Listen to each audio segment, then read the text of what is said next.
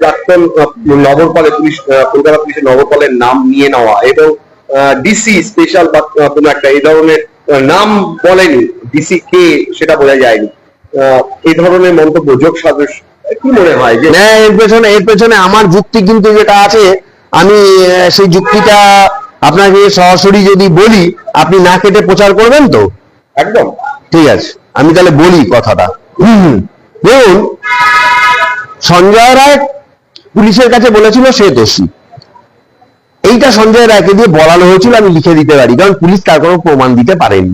আর এই 161 বা এই সমস্ত কেসে 161 এগুলো পুলিশ করিয়ে নেয় নিজেদের ইচ্ছা মতন। কিন্তু সঞ্জয় রায় যখন এতদিন বলেননি, আপনি একটা কথা বলছেন, ধরাশে অনেক আগেই পড়েছে। দেখুন, এইখানেই হচ্ছে সিবিআই এর প্রতি আমাদের সরকারের চরম একটা যে গাফিলতি, সেটা কারণ সিবিআই এর আলাদা কোনো কাস্টডি নেই। সিবিআই কাস্টডি তার লোকাল কাস্টডিতে নিতে পারে, আর সেই আসামিটা থাকবে জেলে। রাজ্য সরকার দ্বারা পরিচালিত জেল, সেখানে যে কি চলে আর কি না চলে সেই প্রসঙ্গে আমি যাচ্ছি না। সঞ্জয় রায় যদি এতদিন বলতো, এটা আমার ব্যক্তিগত মতামত, সঞ্জয় রায়ের উপরে অন্য অ্যাটাক আসতে পারত। সঞ্জয় রায় এখন বলছে, তার কারণ হচ্ছে দুটো।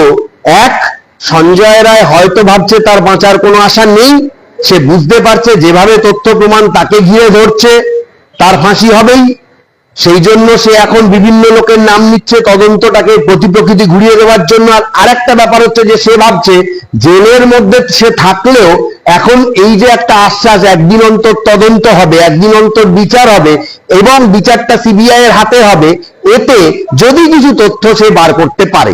কারণ আমার একটা জিনিস মনে হয়েছে, সিবিআই এখানে কোথাও যেন তথ্য প্রমাণ লোপাট কথা বলে নিজেরা কিছু চেপে যাচ্ছে না তো। আমার কিন্তু এই প্রশ্ন উঠছে মনে। সঞ্জয় রায়ের কথাকে আমি ফেলনা হিসেবে পুরোপুরি ধরতে পারছি না। সবকিছু সিবিআই এর সঠিক তো প্রমাণ, ভবিষ্যৎ বিচার করবে।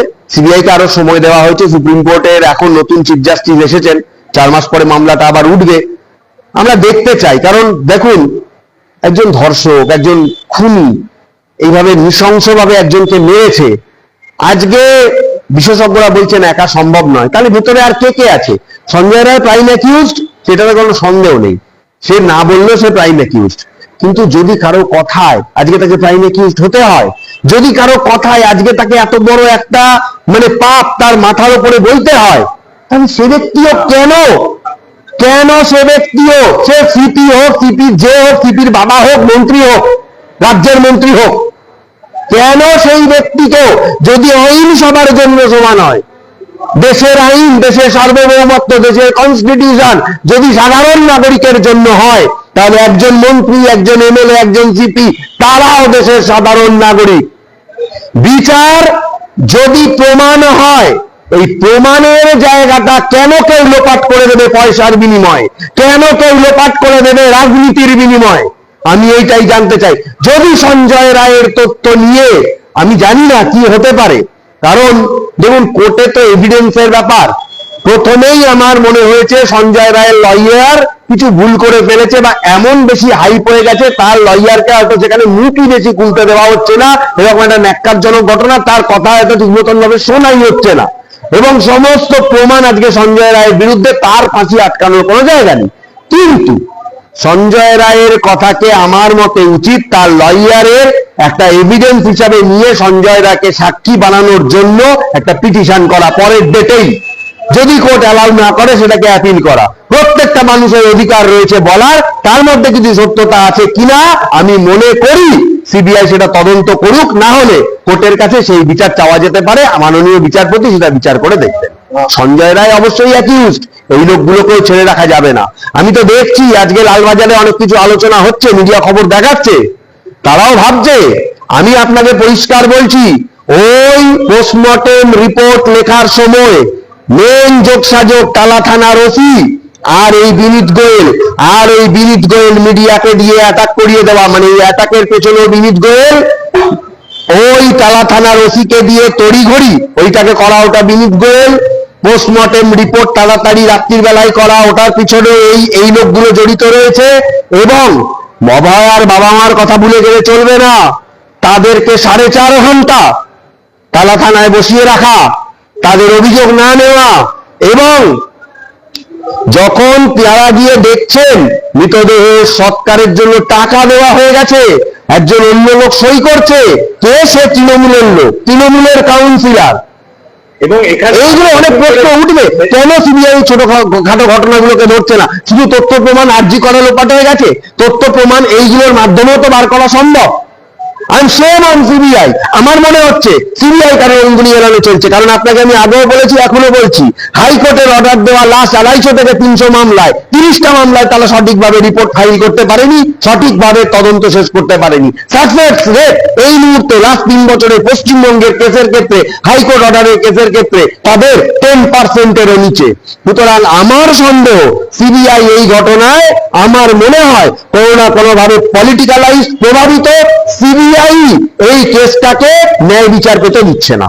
আমার শেষ প্রশ্ন থাকবে, খুব গুরুত্বপূর্ণ আপনি কথা বলেন, এবং শেষ প্রশ্ন থাকবে যে সুপ্রিম কোর্টের এই এত বড়, সুপ্রিম কোর্ট তো নিজে স্বতঃপ্রণোদিত ভাবে মামলাটা নিয়েছিল সুমোটো ভাবে, সেই জায়গায় দাঁড়িয়ে সুপ্রিম কোর্টের প্রধান বিচারপতি, তিনি প্রাক্তন প্রধান বিচারপতি হয়ে গেছেন ডিওয়াই চন্দ্রচূড়, একদম সম্মানীয় ডিওয়াই চন্দ্রচূড় সাহেব, তিনি রিটায়ার করেছেন। কিন্তু সেই জায়গায় দাঁড়িয়ে এখানে প্রশ্নটা কিন্তু উঠে আসে, তিনি যাওয়ার আগের মুহূর্তে তিনি তো হঠাৎ করে কেন 2 দিন ব্যাপারটাকে ডিলেট করলো? কথায় বলে delayed justice, delayed is denied justice, denied justice. এই যে শব্দটা কোথাও কি স্থাপিত হয়ে গেল ডিওয়াই চন্দ্রচূড় রিটায়ারমেন্টের আগে হঠাৎ করে, জাস্ট শেষ মুহূর্তে অল্প একটু সময়ের জন্য ব্যয় করলেন? কেন এর জন্য কি আরো বেশি করে সময় দিতে পারতেন না, যেখানে তিনি নিজে স্বতঃপ্রণোদিত ভাবে মামলাটা গ্রহণ করেছিলেন? এটা আমারও মনে হয়েছে, কিন্তু দেখুন সুপ্রিম কোর্টে উনি তো একা মামলাটা লড়ছেন না, মানে এর থেকেও তো ভালো হাইকোর্টে থাকলে এর বিচার আরো অনেক বেশি তাড়াতাড়ি হতো মনে হয়। সেটা সুপ্রিম কোর্টের মনে হয়নি, সেটা সুপ্রিম কোর্টের মনে হয়নি। তার কারণ হচ্ছে যে একজন প্রধান বিচারপতি, তার নিশ্চয়ই মনে হয়েছে যে এই এত বড় একটা ঘটনা, এটা সুপ্রিম কোর্ট তদন্ত করা উচিত বা সুপ্রিম কোর্টের মনিটরিং থাকা উচিত। সেদিক থেকে দেখতে গেলে আমি মনে করি যে তিনি একদম খারাপ কাজ করেছেন এটা আমি বলতে পারি না। যদিও হাইকোর্ট কিন্তু তদন্ত যথেষ্ট প্রভাবিত হয়েছিল এবং হাইকোর্ট কিন্তু যথেষ্ট ভালো অর্ডার দিয়েছিল, সিবিআই তদন্তের কথা তো হাইকোর্টই বলেছিল, এবং অন্যান্য কেসের ক্ষেত্রেও আমরা দেখেছি হাইকোর্টই অর্ডার। তাহলে সিবিআই তদন্ত, সেক্ষেত্রে কিছুটা তো টালাবাহানা সুপ্রিম কোর্টের যে একদম নেই এটা বলতে পারি না। কিন্তু ব্যাপার হচ্ছে যে দেখুন, বিভিন্ন যে জাস্টিস, তাদের সময়ের ব্যাপার রয়েছে। আর সব থেকে বড় ব্যাপার হয়েছে যে এই কেসে তো অলরেডি একটা কেসে, দেখুন আপনারা অনেক কিছু বলছেন আইনের পরিভাষায়, আপনি আমাকে একটা কথা বলুন তো, একটা ক্রিমিনাল কেসে চার্জশিট হয়ে যাওয়ার পর সেই কেসের আর কি মেরিট থাকে? সেই কেসে তদন্তকারী সংস্থার কাছ থেকে আর নতুন কি পাওনা থাকে? তাও সেটা তো প্রাইমারি চার্জশিট, হোক না প্রাইমারি, তো চার্জশিট তো ট্রায়াল তো শুরু হয়ে গেছে। এই জায়গাটাই তো আমি বলছি, সবাই হয়তো আমার মতের সাথে একমত হবেন না, কিন্তু এই জায়গাটাই তো আমি বলছি, সন্দীপ ঘোষের লয়ার এই জায়গাটা তো সব থেকে বড় ভুল করে ফেললো, যে প্রাইমারি চার্জশিট কেন? তাহলে একদম ফাইনাল চার্জশিট হোক, একদম চোখের সামনে চলে আসুক কে কে দোষী, তারপরে বিচার শুরু হবে। এই জায়গাটা তো সে ধরতে পারলো না, এবং সুপ্রিম কোর্ট বলে দিয়েছে চার্জশিট ইজ চার্জশিট, প্রাইমারি আর সেকেন্ডারি। আপনি ধরে নিন 1 বছর পরে যদি এই কেসে আর কোনো চার্জশিট না হয়, তাহলে তো এই চার্জশিটটাই ফাইনাল, এই চার্জশিটের উপরেই বিচার, এই চার্জশিটের উপরেই সবকিছু। সুপ্রিম কোর্টের অর্ডারকে আমি যদি ধরে নিই, যদি সুপ্রিম কোর্ট বলেছে রবিবার ছুটির দিন বাদ দিয়ে প্রত্যেক দিন বা অল্টারনেটিভ দেবে, মাসে যদি 10টা ডেট পড়ে, কথা বলছি 10টা 12টা করে যদি মাসে ডেট পড়ে, যদি আমি শুনলাম সাক্ষী প্রায় 83 জন না কতজন সাক্ষী আছে, এই সাক্ষী শেষ হয়ে 3 থেকে 4 মাস, ম্যাক্সিমাম 6 মাসের মধ্যে এই কেসের রায় বেরিয়ে যাওয়ার কথা। ততদিনেও সিবিআই যদি বলে যে আরো সময় লাগবে, তারপরে যদি প্রমাণ হয় যে না সঞ্জয় রায়ের সঙ্গেও আরো কেউ ছিল বা সঞ্জয় রায় পরে এসেছে, তাহলে সিবিআই এর থেকে বড় মানে ড্রামাবাজ আর কেউ আছে? আমি বলবো সব থেকে বেশি যদি এই কেসে ক্ষতি করে থাকে তার নাম হচ্ছে সিবিআই। সিবিআই কি করেছে? এটা কি ধরনের কথা? দেশের সর্বোচ্চ তদন্তকারী নিয়ামক সংস্থার কাছ থেকে চার্জশিট, এটা কি ধরনের কথা যে তথ্য প্রমাণ লোপাট হয়ে গেছে? তাহলে সিবিআই কে বন্ধ করে দেওয়া উচিত। সুপ্রিম কোর্টের এই কথা উঠেছে, চন্দ্রচূড় একবার বলেছিলেন, আপনারা শুধু একটা কথা বললে হবে না, প্রত্যেকটা কথা ধরতে হবে। প্রথম দিনের হিয়ারিং দেখুন, তখন পরিষ্কার ভাবে জাস্টিস পাদ্রিওয়ালা সিবিআই এর একজন, যখন বলা হয়েছিল 150 গ্রাম সিমেন্ট, তখন জাস্টিস পাদ্রিওয়ালা বলেছিলেন আমাদের কাছে পোস্টমর্টেম রিপোর্ট আছে, আপনি একজন সিবিআই এর লয়ার হয়ে জনগণ বা আমাদেরকে উল্টো পাল্টা বোঝানোর চেষ্টা করবেন না। তাহলে এটা কি ধরনের সাবমিশন ছিল সিবিআই এর? সম্ভব নয়, 150 গ্রাম সিরাপ মানে একটা ব্যক্তি সম্ভব হতে পারে না। সম্ভব। তাহলে এই যদি সিবিআই এর তরফের মানে যদি হয় মানুষটা হয় সিবিআই এর তরফের যারা সিবিআই এর তরফে ডিফেন্ড করছে তাদের বক্তব্য সুপ্রিম কোর্টে যদি এরকম মানে হয়, তাহলে তাদের কাছ থেকে আর কি এক্সপেক্ট করতে পারেন? আমি দেশের বিচার ব্যবস্থাকে সম্মান করি, কিন্তু সিবিআই কে আমি বিন্দুমাত্র সম্মান করতে পারছি না। সিবিআই পুরোপুরি করাপ্টেড এবং পারচেজ রাইট নাও, পুরোপুরি। শেষ 300টা মামলায় 30টা মামলায় তারা ফাইনালিটির জায়গায় যেতে পারে, এবং সিবিআই যে করাপ্টেড তার একটা প্রমাণ হচ্ছে, আমি মামলা করেছিলাম নারোদা স্টিং অপারেশন মামলা ইন দা ইয়ার 2014-15। সেই মামলায় কার নাম ছিল জানেন? আজকে যে বড় বড় কথাগুলো বলছে শুভেন্দু অধিকারী, এই শুভেন্দু অধিকারীর নাম ছিল ফাইনাল চার্জশিটে সিবিআই এর। আজ পর্যন্ত কোন কিছু সিবিআই এই নারোদা স্টিং অপারেশন মামলায় কিছু করেছে শুভেন্দু অধিকারীকে?